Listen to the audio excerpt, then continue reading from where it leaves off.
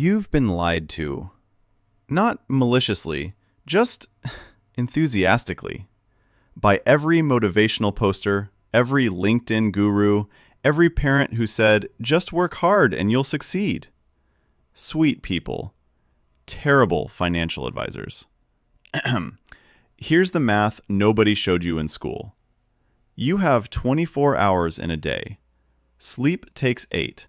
Life takes another 4. That leaves you 12 hours to hustle. At $50 an hour, which honestly most people aren't making, that's $600 a day.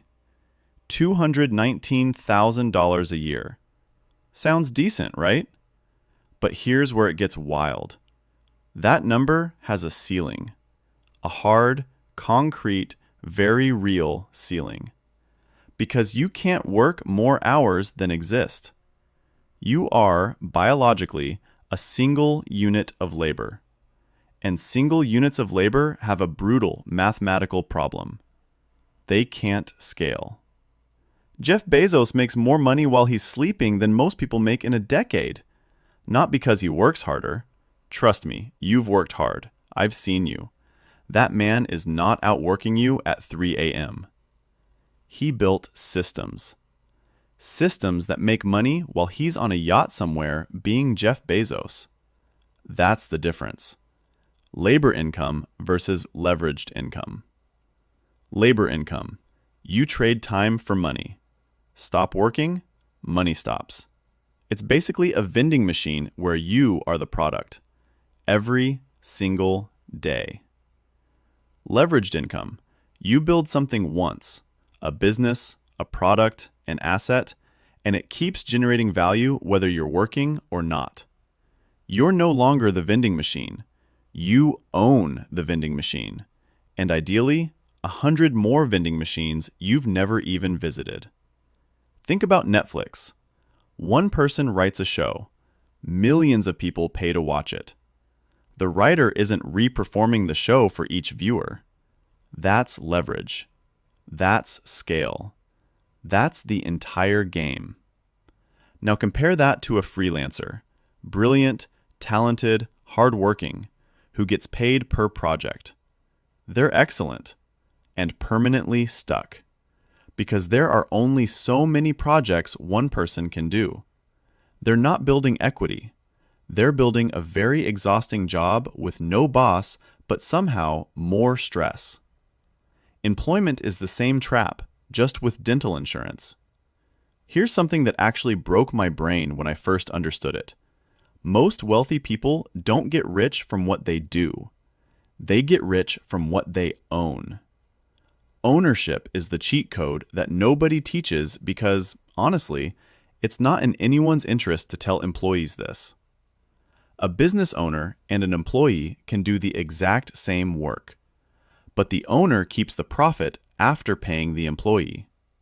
That gap between what the business generates and what the employee receives is where wealth actually lives. And before anyone says, but not everyone can own a business, ownership doesn't just mean starting a company. It means stocks. It means real estate. It means royalties.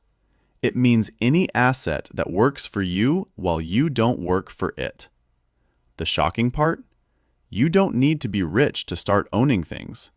You need to be strategic. And that's exactly the mindset that platforms like Vantrell Wealth are built around, helping regular people understand that the path from labor income to leveraged income isn't reserved for trust fund kids. It's a system, and systems can be learned. Here's the no way moment. Studies show the average self-made millionaire has 7 income streams. 7. Meanwhile, most people are terrified to ask for a raise on their one. That's not hustle. That's financial monogamy in a world that rewards diversification. So why does the just work harder myth survive? Because it's comfortable. It gives us control. If I work hard enough, I'll win. Except the game isn't about effort. It's about architecture.